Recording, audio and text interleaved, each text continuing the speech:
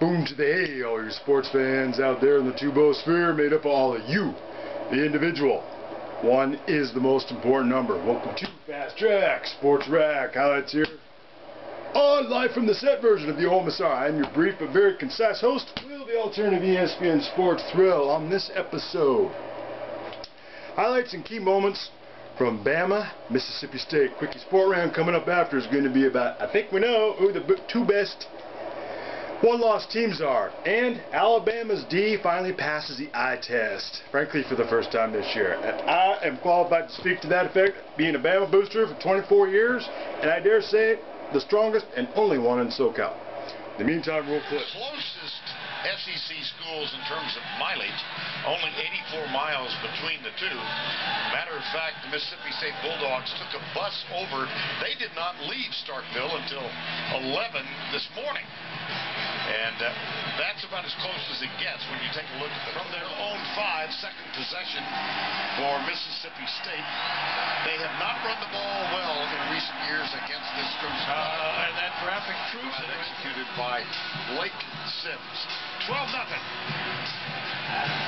Largest deficit this season.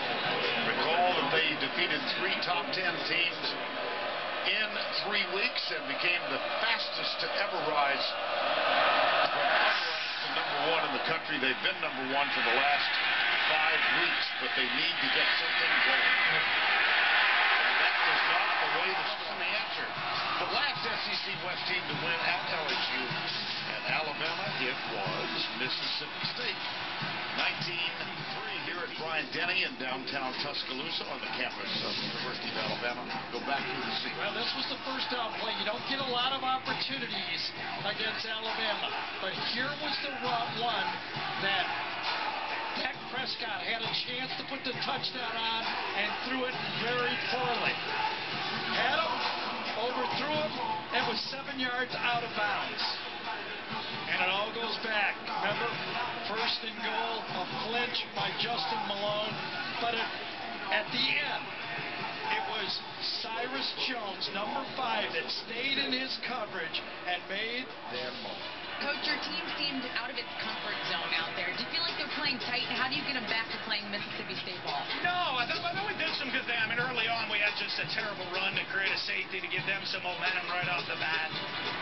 But overall, I think our guys we got to start winning field position battle. I think, that the field position's been the name of the game. They're starting at midfield, and we've been starting back to the wall every single drive. In the red zone on that last drive, why did you decide not to run it?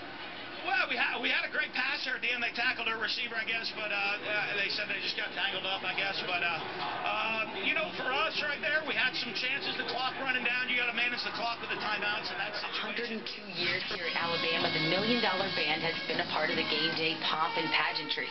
This season, the band added a new twist to their pregame ritual.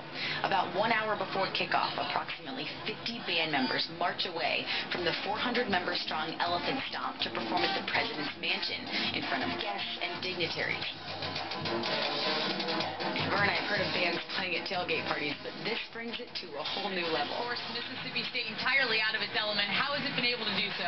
Well, we've done a good job of stopping the run, but they put a pretty good drive together there, at the end of the first half. So it's going to be important for us to, get things going here in the second half. They got the ball first.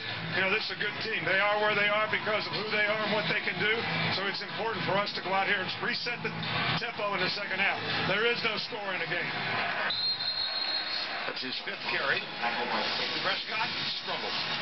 Well, it would start out with a simple screen pass. He threw it too hard. He misfired on a throw over the middle. When he's tried to run the ball between the tackles, it hasn't been there. It's been stout. And then at the end, he missed an opportunity to start. I mean, we knew, Dak knew, Dan Mullen knew, everybody that knows football knew he had to come through. Blake Sims having a better game. I mean, he really is. Amari Cooper had the touchdown and then the catch right down to the 1. Well, remember a week ago, we talked about how the troubles for Blake Sims throwing the ball down the field.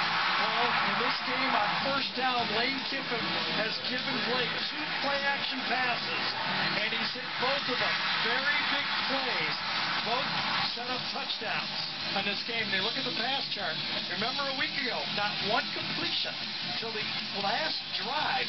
He's already got 4. And you know what else is nice? Only 4 exits. That's a nice pass. I mean, this is just being hard-headed. They've been trying this for 2 games. It's only worked once in 2 games, and it was on a one-handed catch.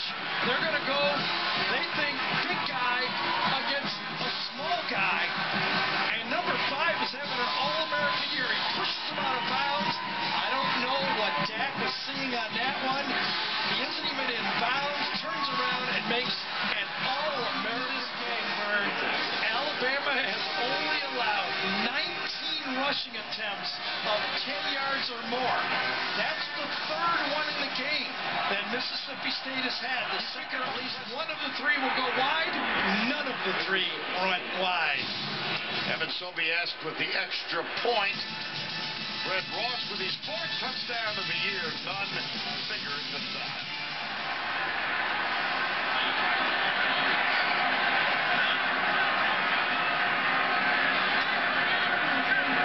Blitz.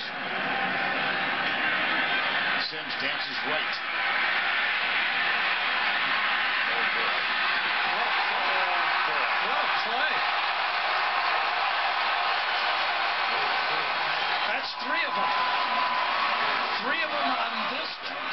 Remember, this is where Mississippi State is charged to the #1 in the polls. It's because of this red zone defense. Sims looking back at Kiffin. Amari Cooper is making signals of his own. Like, give me the ball signals. Yeldon. T.J. Yeldon. Touchdown, Alabama.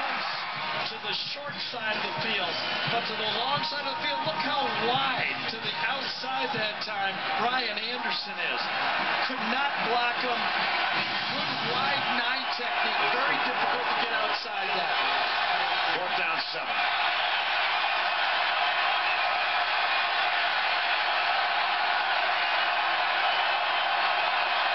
Can't use your timeouts. Got to run a play.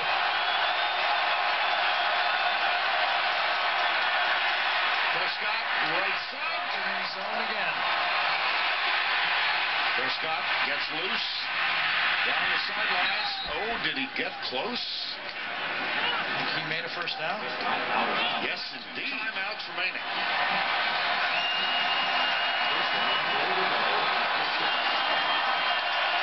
37 seconds remaining. Prescott into the end zone, incomplete.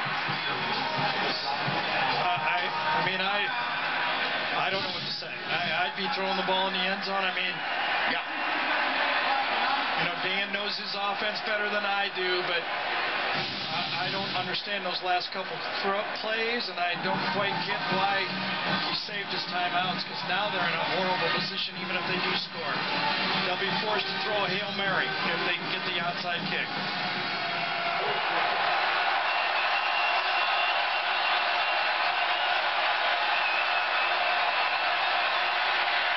Into the end zone, touchdown, Jamian Lewis. Take a knee time. Mississippi State hung tight enough, I think, to still be alive in the playoffs, but you can't block until the ball goes 10 yards.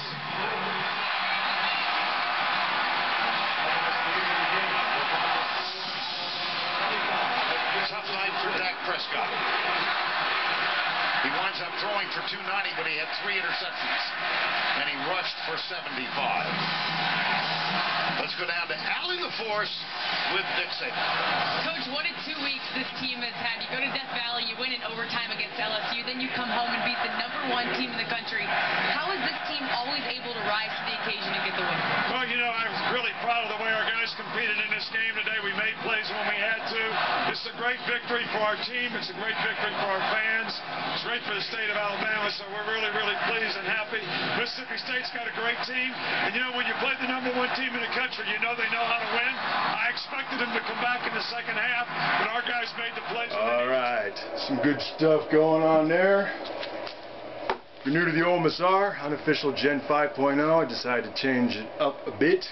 put most of the sport talk here at the end of the clips, because a lot of people like to come to the OMSR, get your sport fix for whatever reason. You may have missed the game, move on. If you stick around or not, great. Try to keep the sport talk always relevant. This way, you know, I can be more, I don't know, on is the word I'm thinking of. Instead of trying to condense it into 2.5 minutes and pissing off the base of the subs and repeat viewers, you know, I get it. It's not everybody's cup of tea, but alright, here we go. You're the Pi Kappa Alpha House Sweethearts. You review chapter Alpha Tau, giving you props. And Dwayne Darnett, Ultimate Sports Fan. The OMSR mascot. He's probably saying, darn that Dak Prescott, it's just off. Good stuff going on there. Alright, so quickie sport rant. You may have noticed from 1992 National Championship. Now back then, they did not pre-stage, silk screen a whole bunch of clothing items in anticipation of university winning out. That was when everybody was pretty much ready to hand it over to Miami. I mean, people weren't even giving Bama a chance in the inaugural SEC championship game. You should check that out. That's on the channel. I spent a lot of time putting that together. Nice little vignette.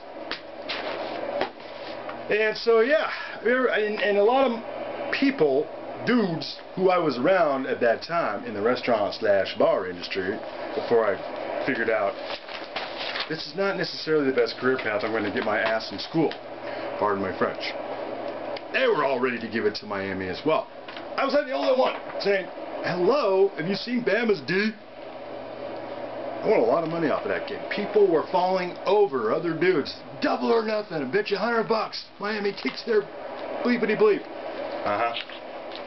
Yeah, so made in America. 24 years old. Watched it like only 30 times. In anticipation of Bama opening up a can on Miami. Yeah. So I'm qualified to speak to Bama football.